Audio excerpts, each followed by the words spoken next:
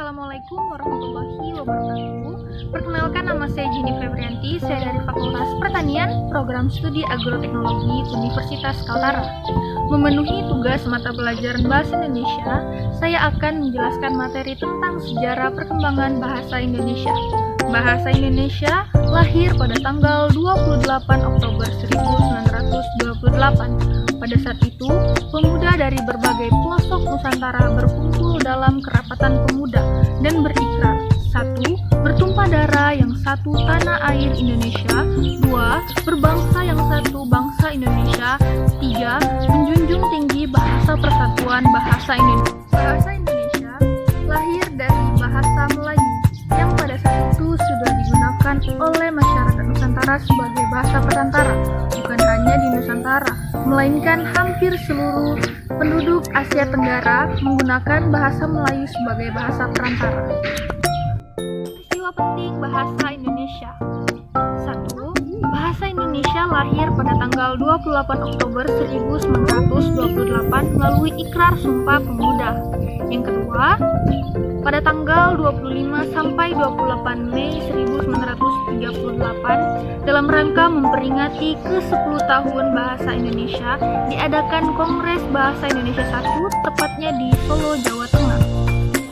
Pada tanggal 18 Agustus 1945, Bahasa Indonesia dinyatakan resmi sebagai Bahasa Negara Indonesia sesuai dengan bunyi Undang-Undang 1945 Pasal 36 yang berbunyi, bahasa negara adalah bahasa Indonesia.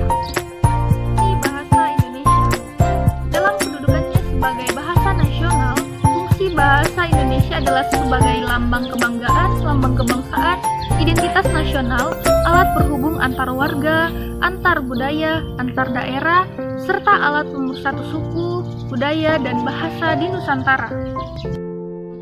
Dalam kedudukannya sebagai bahasa negara, fungsi bahasa Indonesia adalah sebagai bahasa resmi, bahasa pengantar pendidikan, alat penghubung tingkat nasional, dan alat penghubung kebudayaan, ilmu pengetahuan, dan teknologi.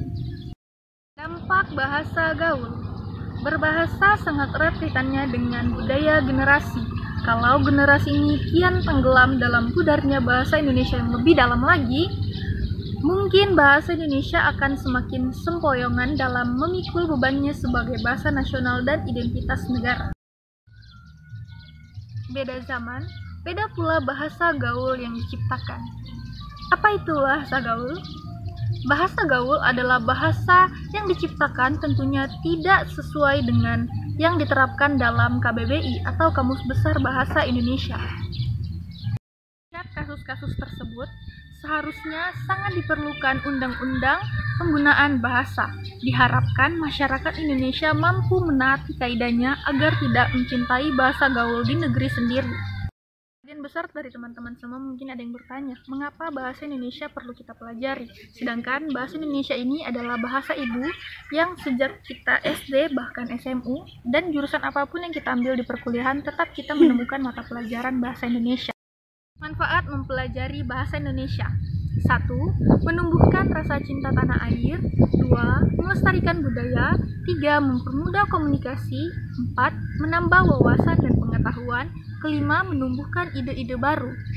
Sebelum saya mengakhiri video ini, saya akan memberikan beberapa tips belajar di masa pandemi COVID-19. Yang pertama, jika kita berada di luar ruangan, tentunya kita harus sediakan masker dan hand sanitizer. Tentunya, jika kita belajar, kita harus di tempat yang aman, jauh dari kebisingan, serta jauh dari keramaian. Teman-teman, sekian pemaparan materi dari saya. Kurang dan lebihnya mohon dimaafkan. Wassalamualaikum warahmatullahi wabarakatuh.